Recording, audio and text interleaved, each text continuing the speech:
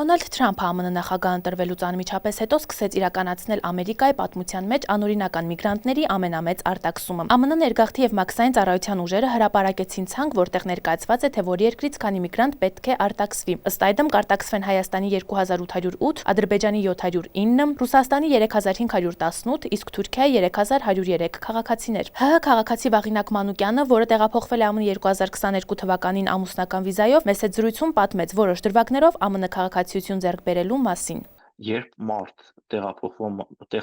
տեղափոխվում է Միացյալ Նահանգներ ամուսնական վիզայով, միանգամից ստանում է green card, իսկ green card ստանալուց հետո արդեն 3 տարին լրանալուց 3 ամիս առաջ նա իրավունք ունի դիմել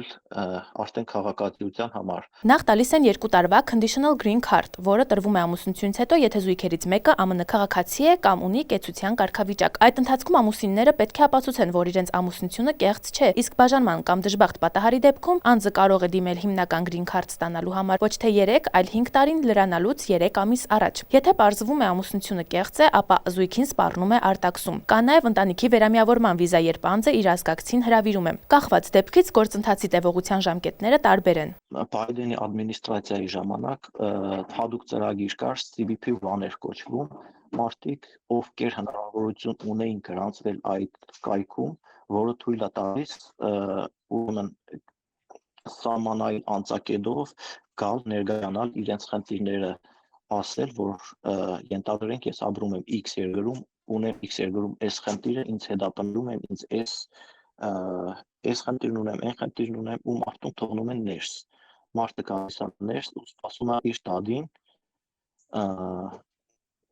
ու դրանից հետո արդեն դատարանն է որոշում թույլատրել կամ չթույլատրել տվյալ մարդը, որպեսզի ստանա փախստականի կարգավիճակ եւ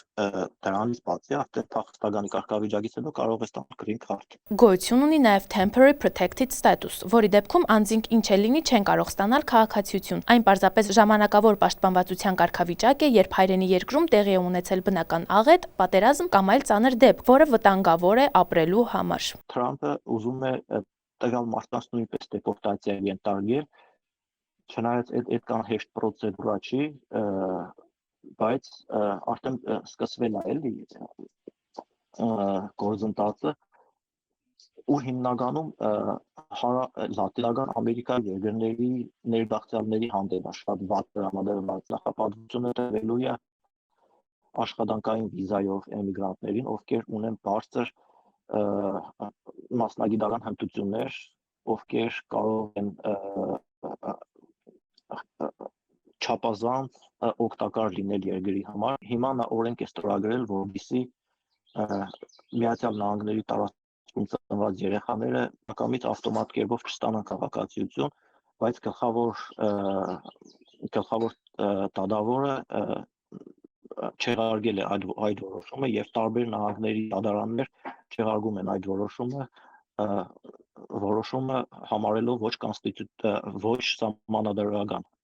Արարատ Նյուզը նաև հարցում էր ուղարկել ՀՀ արտաքին գործերի նախարարություն Թրամփի միգրանտներին, տվյալ դեպքում արտագաղթած ՀՀ քաղաքացիներին արտաքսելու հրամանագրի հետ կապված, որին ի պատասխան նախարարությունից հայտնել էին, որ 2025 թվականի փետրվարին նախատեսվում է Հայաստանի Հանրապետության 3 քաղաքացիների արտաքսում, հավելելով, որ 2024 թվականի նոյեմբերի 24-ի դրությամբ 2808 ՀՀ քաղաքացիներ ԱՄՆ միգրացիոն ծառայությունների կողմից նույնականացված են միգրացիոն բնույթի որևէ խախտում կատարած լինելու մեջ, սակայն ձերբակալված չեն։ Նրանք ենթակա կլինեն արտաքսման, եթե կալանավորվեն ոստիկանության կամ միգրացիոն ծառայությունների կողմից եւ առկա չեն լինի նրանց արտաքսմանը խոչընդոտող այլ հանգամանքներ։ Նման կարգավիճակ ունեցող քաղաքացիների քանակը ենթակա է փոփոխման։